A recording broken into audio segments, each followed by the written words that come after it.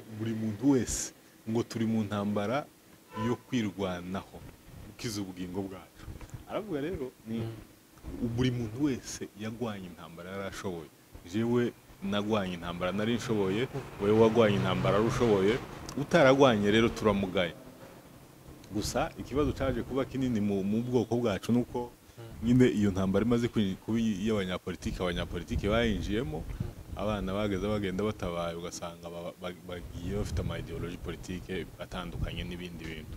Nico cabaye imbogamizi kubera ko urumva twari twagize icago cyo guterwa, ibintu byari byashize, amazu yari yashize, abana rero nabo bakazamuka bagenda bahura n'intambara za politike. Nico cabaye intambara ikomeye, niyo ntambara n'ubu ngubu ushobora kuvuga ko ari yo yadukomeye ubwoko bw'abanyamurenge. Iyo ntambara ya politike yazanye kubera ko twari twagize ikibazo c'amacakubiri muri bene wacu b'abakongomani duturanye, yarasubira igira hazamo ikibazo c'uko twebwe ubwacu ubwoko bw'abanyamurenge tugira intambara y'amacakubiri. Abariya nabo kwa naka bene naka twama twinjira mu tuzu. Nico kibazo dufite cyane gikomeye naguciye mu ijambo. Murakoze cyane ndakibazo. Ubundi niyo ntego yacu nyine iki kiganiro cyane cyane no kuvuga wagiye wivuga ingaruka intambara yazanye cyangwa se yaduteye. Birumvikana ko itobura kandi imbi, ingaruka ni nyinshi kandi nimbi. Harimo kubura abantu, harimo kubura amatungo, harimo kubura imihana n'ibindi byinshi nk'ibyo. Hanyuma rero ikibazo gikomeye dufite n'ubu gihari twavuga nkumva ko wenda arico twanasorezaho, ni ikibazo wenda izi ntambara zaraje zitusigira amacakubiri ari muri twebwe, hagati muri twebwe abanyamurenge. Ayo macakubiri aterwa n'iki, azanwa n'iki? Ko kera umunyamurenge yari umwe, yasenyera ku mugozi umwe, ubu ngubu n'iki? Kandi twese twaratewe turi umwe, nta kuvangura. Ko nari mbivuze rero intambara y'iwacu yazanye amacakubiri akomeye. Abana batabaye barakoze cyane, hari abana benshi bagiye bava mu bice bitandukanye, ariko kandi amacakubiri y'iwacu novuga yuko nyine nkuko yatewe n'abanyapolitike.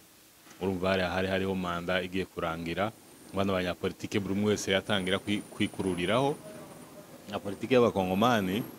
Abakongomani ubusanzwe ntibakora politike ishobora kuvuga ko ari politike y'abanyapolitike, ahubwo bakora politike yo kwizamura. Mbese njewe mfite imbaraga ndashobora kuvuga. Muri Kongo nza ntangara kwemeza nza ntangara, nza mbona umuntu akamahaguruka akavuga ngo ni jewe urepresenta ikundi y'abanaka. Ikintu gikomeye mu bindi bihugu aho umudepite ashobora kuvuga ngo jewe ba mayimayi runaka ngo ni jewe ubayobora. Uburyo ikintu kimwe gitangaje mu isi. Bene ico gijo rero muri Kongo nico ngico ko mfite icaha, kaza namangira nk'isoni, atanabizi ariko natekereza nahuye na pasiteri nakoze icyaha, hama numva ni ikintu gikomeye. Nicyo gituma rero abantu nyine iwacu bataye inshingano, binjira mu macakubiri, binjira mu tuntu tw'utunyungu bicanishamo amoko. Ntabwo novuga ko abantu b'iwacu benshi bagiye muri biriya ari politike, ahubwo bagiye muri biriya ari ugushaka amaronko, ari ugushaka utuntu abantu bokwita ko ari utunyunyuzwa.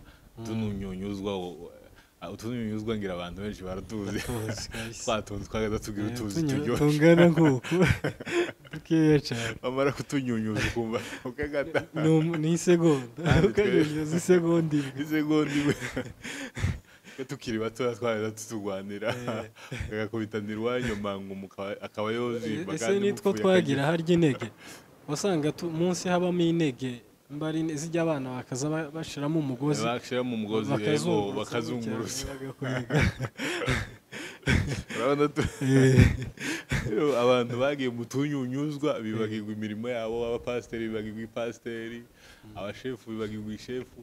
Buriya umushefu ni umuntu ugomba kubonera abantu.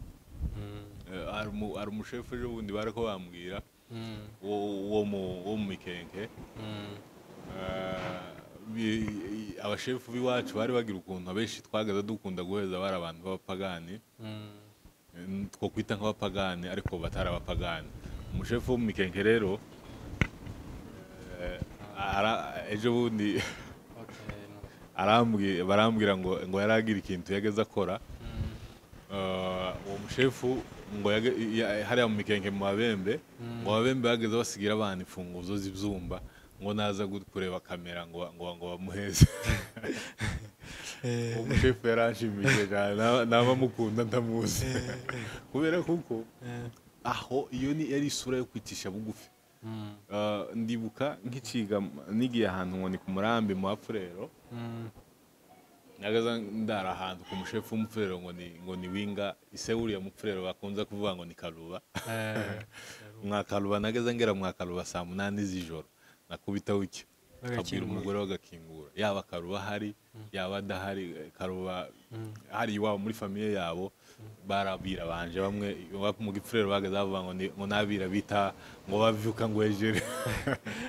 Hanyuma rero aho ngaho ico gihe nze nibuka umumera wa nyuma namwoye nawo mwereye kwa Bakaruba, bampaye umumera udahiye ngo mare kumwa.